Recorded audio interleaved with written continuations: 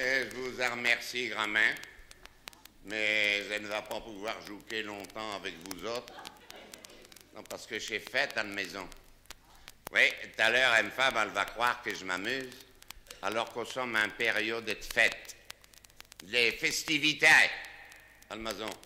Oui, parce que ça fait 50 ans chez le Seman et que j'ai donné mon premier bisou bouquet à l'Élise.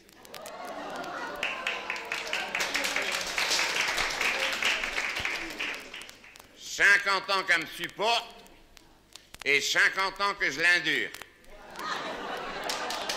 Oui, parce qu'il y a 50 ans, je la vois repérer à l'étopon comme master, à la vaut des... et puis du Misneto amoureux, hein. Alors, j'ai le voyou tout le temps qu'elle traverse le village et qu'elle passe à travers camp pour aller longer ce bout jusqu'à le pâture à un drink bière et elle avoir un sou dans ses mains. Je dis, qu'est-ce que ça va faire toujours, cette petite là, avec un sou dans ses mains? Elle est tout même pas partie à Calimuchon. Elle ne pouvait pas aller non plus à Catherine-Muron, vu que c'est au pont de saison. Alors, je l'ai suivi par derrière. Oui, parce que si je l'aurais suivi par devant, on m'aurait repéré. Alors, je l'ai suivi tout le long des bout, en faisant semblant de cacher à Noisette. Mais tout comme un andoule, parce que c'est au bon de saison des noisettes, mais enfin... Alors, finalement, je l'ai rattrapé. Comme je ne suis pas tombé des dernières pleuves pour parler à les garnoules, et je lui ai dit tout bas des belles paroles. Et vous savez, pour faire ma malin, j'ai voulu faire comme j'avais vu au cinéma, avec Adolphe Manjou et Raguel Meillet dans Violette impériale.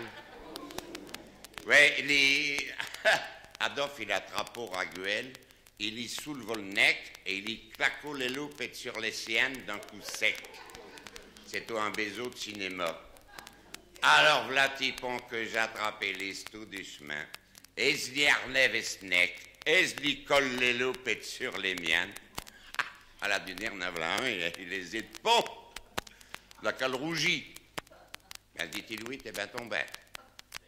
Oui, elle rougit, c'est qu'elle est timide. Et tout le monde sait qu'une femme timide, c'est une femme sérieuse. Bon, passons. Mais c'est au point qu'elle est timide, c'est qu'elle est au maflet. Elle ne pouvait plus reprendre la laine.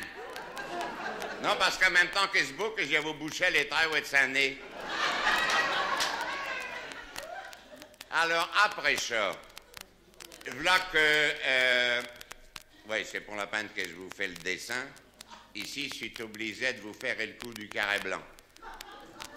En attendant, 6 mois après, vous êtes homme marié. Et personne au village, il est au courant qu'aux allons ensemble. On savait bien qu'à Mucher.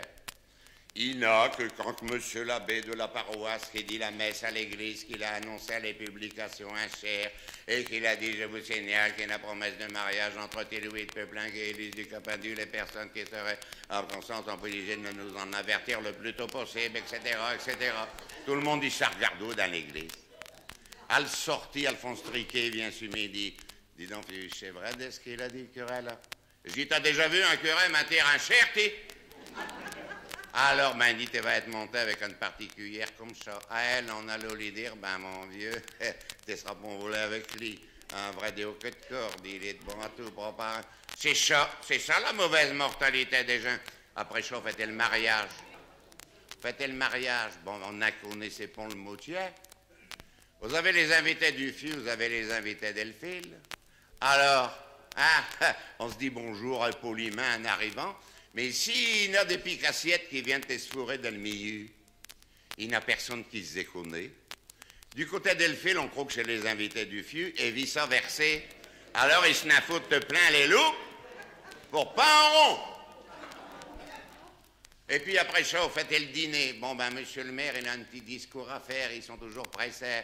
Monsieur le maire, il s'amène juste au mauvais moment, parce que là, on avait au verset... Et le dessert, c'est au des tranches napolitaines puis des gelcos. Ils n'avaient pas assez de glace, alors ils ont mis des gelcos. Monsieur le maire, il a commencé à parler. Alphonse Triquet, il était à côté de moi. Il a regardé monsieur le maire, il est beaucoup vert, mais je suis pas de sa partie, je l'écoute au même pas. Mais j'ai regardé Alphonse. Et le bâton de Saint-Gelco, il dépasse de l'assiette. tout le chose dans le braillette. Elle dit, c'est bien fait pour ces loups, Pestial. Non, mais on devrait pas donner des gelcos dans des cérémonies comme ça. Non, parce que mi jeune voisine, elle était en désespoir et de maternité. Elle a été au cinéma, et puis ça s'en rallumait assez vite. Elle a mangé le gelco dans le noir. Sans faire attention, elle avalait le bâton. Eh bien, elle a eu un effet avec un gambé de boue. C'est pour ça que cette année, j'ai dit à Élise, écoute, Phil, et le 50e anniversaire et de mariage, nous allons le faire juste à Déu. Elle dit, qu'est-ce qu'on va faire? Elle dit, t'as qu'à faire de ce que je t'ai dit. C'est vrai, parce que comme je l'ai mariée, elle ça vaut rien. Elle ça vaut juste le mot de l'évêque et battre le beurre. C'est mis que j'y ai tout apprendre. Elle est tout étonnée, mais elle n'avait jamais entendu parler de ça. Elle faisait des yeux comme elle biche à Vanov. Ben, je dis, ce coup-ci, nous allons faire le pèlerinage du 50e anniversaire. Tu vas prendre un sioux comme il a 50 ans. Tu vas longer le beau et tu vas aller t'incouiner dans le pâture à drink-bière. Elle dit, t'es pas fou. À nouage. Tu nous vois aller nous lécher les loups pendant chez quand? Quoi que c'est qu'ils vont dire chez gens? Ben, les gens diront rien, il n'y a plus jamais personne dans ces camps parce qu'avec le modernisage des tracteurs, les cultivateurs, ils travaillent tes 8 jours, tu les revois plus avant 6 semaines. Alors, comme dit Fuffé, la grand-mère partie, une narine mi-même, parce qu'écoutez la suite. La grand-mère partie, mais j'ai vous dire, on va pas faire route ensemble, mais je vais aller te rejoindre et je vais faire le tour des Chebaux avec ma vélo.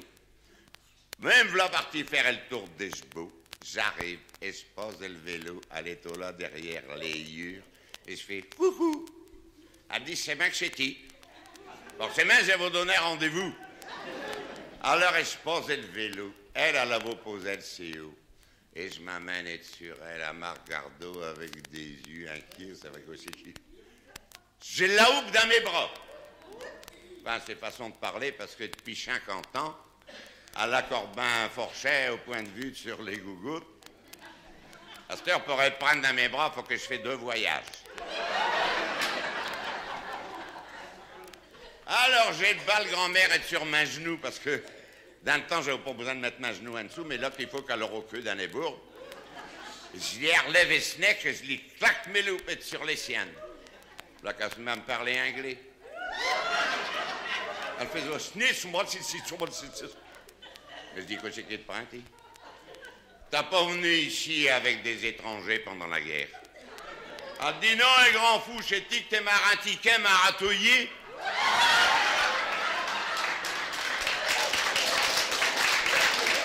À la voix, voilà le ratouillé du bas. J'ai dû la clipper avec ses branques et de lunettes. Ah, enfin, après, ça s'arrangeait. J'ai le...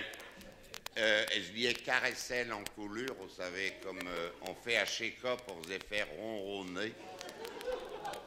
La grand-mère, qu'elle commence à cramiller. Pensez si j'étais content. Il y a 18 mois que je n'étais pas arrivé. Alors, tout d'un coup, j'ai le sang qu'elle cramait de plus en plus. Je dis, ça, c'est pas normal. C'est sûrement les picots de l'ayure qui les rentrent dans les fesses. Alors, j'ai l'avance un peu. Je recommence la manœuvre. Je dis, petit Louis, là, ça va y aller. Non, là qu'elle commence à compter.